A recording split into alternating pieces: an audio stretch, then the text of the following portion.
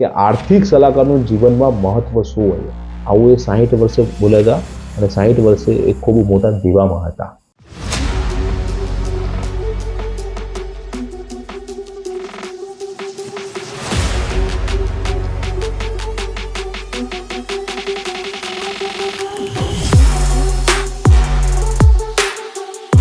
જય સ્વામિનારાયણ. રવિવારે રવિભાઈ આવી ગયા. દર રવિવારે એક સુંદર વિષય સાથે આપણી સમક્ષ ઉપસ્થિત હોઉં છું. તો ચેનલને સબસ્ક્રાઇબ કરવાની બાકી રહી જાય તો ચેનલને સબસ્ક્રાઇબ કરી દેજો. વિડીયોની શરૂઆત કરતા પહેલા આપનો પરિવાર આર્થિક રીતે સુખી, સ્વસ્થ અને સંપન્ન બની રહે એવી ભગવાન સ્વામિનારાયણ ચરણોમાં પ્રાર્થના. આજે વિષય છે રોકાણ અને બચત ના કરવાના બહાના કેટલા બધા હોય છે, એનો અમે સામનો કરીએ છીએ. એટલા માટે આ વિડીયો બનાવવો પડ્યો. 22 વર્ષની ઉંમરે નવી નોકરીએ લાગેલા યુવાનને જઈને અમે મળીએ ત્યારે એવું કહે છે કે રવિભાઈ નવી નોકરી લાગી છે, અત્યારે થોડુંક સેટલ તો થવા દો.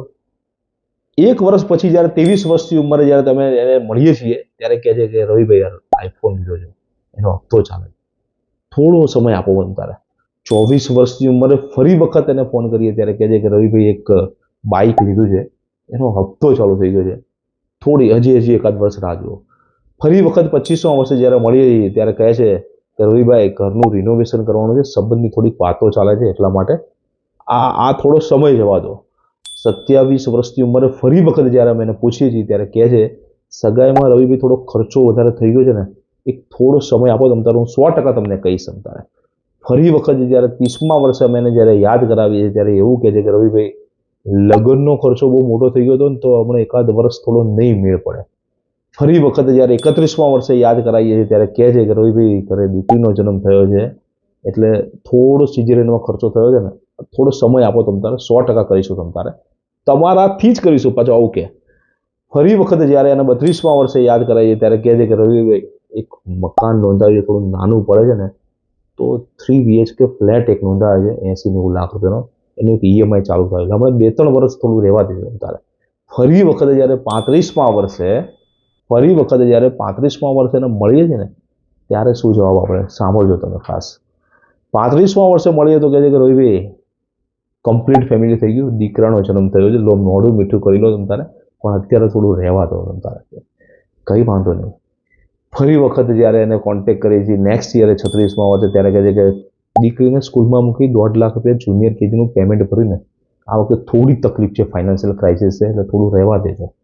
ફરી વખત 37મા વર્ષે ફોન કરે તો કે રવિભાઈ પહેલી જિંદગીની ફોરેન ટૂર નોંધાઈ છે, દુબઈની ટૂર, એટલે પર પર્સન 80,000 રૂપિયાનું પેકેજ છે, તો આ વખતે 3.5-4 લાખ રૂપિયા થઈ ગયા છે ને, ત્યાંથી થોડું ગોલ્ડ પણ લેતા આવ્યા છીએ એટલે 7-1 લાખ રૂપિયાનો ખર્ચો થઈ ગયો. આ વખતે થોડું રહેવા દો તારે, આવતા વર્ષ પાક્કું. એમ 40મા વર્ષે ફરી વખત મેં યાદ કરાવ્યું તો મને કે દીકરાનું એડમિશન લીધું છે, એની પણ 2 લાખ રૂપિયા ફી ભરી છે.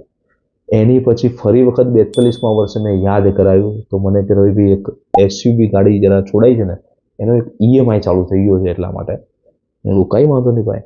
45મા વર્ષે ફરી વખત યાદ કરાવ્યું ત્યારે કે ઓલો મકાન જે લીધું હતું ને એનું થોડો વર્ષો થઈ ગયા છે તો થોડું ચેન્જિંગ કરવા જેવું લાગે છે, તો 4 BHK મકાન નોંધાવ્યું છે 1.5 કરોડ રૂપિયાનું, તો એનો EMI થોડું વધારે આવશે ઓલા જૂના કરતાં, થોડીક રાહ જોઈ જાઓ. 50મા વર્ષમાં ફરી વખત એને યાદ કરાવ્યું ત્યારે મને એને કીધું, મને કે મારી દીકરી 12માં બહુ સરસ ટકા લાવી છે, એટલે રવિભાઈ મોઢું મીઠું કરો, MBBSમાં એડમિશન લીધું છે ને તો અત્યારે થોડું પેમેન્ટ ભરવાનું આવ્યું છે ને તો આ વખતે થોડું રહેવા દો તમે તારે. 53મા વર્ષે ફરી વખત મેં હિંમત કરીને એને યાદ કરાવ્યું તો મને કીધું કે દીકરીનું છેલ્લું વર્ષ ચાલે છે અને થોડુંક મારે હોસ્પિટલ બનાવવાનો ખર્ચો થોડો થાય એવો લાગે છે, થોડુંક નાનકડો, તો થોડું અત્યારે રહેવા દો તો વધારે સારું. મેં કાંઈ વાંધો નહીં. 60મા વર્ષે મેં યાદ કરાવ્યું તો મને કે લગ્ન આવી ગયા છે, દીકરા દીકરીના થોડુંક નજીકનો સમય આવી ગયો છે, થોડું અત્યારે નહીં થઈ શકે. 61મા વર્ષે મેં જ્યારે ફોન કર્યો ને ત્યારે IT કંપનીના સર્વોચ્ચ પદેથી ભાઈ નિવૃત્ત થઈ ગયા હતા અને એની આવક બંધ થઈ ગઈ હતી. મને કે મારી પાસે હવે પૈસા નથી કે. મેં કીધું ભાઈ 38 વર્ષની લાઈફની અંદર 20 વાર મેં યાદ કરાવ્યું, હજી મેળ ના પડ્યો, એના ચક્કરમાં રહ્યા, હવે તો બીમારી પણ આવી ગઈ છે અને પૈસા પણ નથી. ભગવાનનું નામ લો, ભગવાનનું નામ. આવું મારી જોડે 19 વર્ષથી બનતું આવ્યું છે. કદાચ અમારી જેવા ઘણા મિત્રો આપણે બચત અને રોકાણ વિશે સમજાવવા માટે વારંવાર ફોન કરતા હશે, પરંતુ તમે એને ઇગ્નોર કરતા હશો. અમિતાભ બચ્ચને એક વિડીયોની અંદર 2000ની સાલમાં હાથ જોડીને કીધું હતું કે 60 વર્ષે હું આટલો મોટો દિગ્ગજ કલાકાર હોવા છતાં પણ ઘણા બધા આર્થિક સલાહકારો મારો કોન્ટેક્ટ કરવાની કોશિશ કરી હતી, પણ આર્થિક રીતે મેં કોઈને સમય જ ના આપ્યો મારી વ્યસ્તતાના કારણે. આજે મને ખબર પડે છે કે આર્થિક સલાહકારનું જીવનમાં મહત્વ શું હોય છે. આવું એ 60 વર્ષે બોલ્યા હતા, અને 60 વર્ષે એ ખૂબ મોટા દીવામાં હતા. અમિતાભ બચ્ચને કીધું છે, એટલા માટે તમને યાદ કરાવ્યું. આપ પણ અમને બોલાવજો, જલ્દી નિર્ણય લેજો. જેટલો વહેલો લેશો એટલો વધારે ફાયદાકારક હશે. પૈસો એક જ ભાષા બોલે છે, પૈસો એક જ ભાષા બોલે છે. જે મને બચાવશે એને હું બચાવીશ, અને જે મને વેડફશે એને હું વેડફી નાખીશ.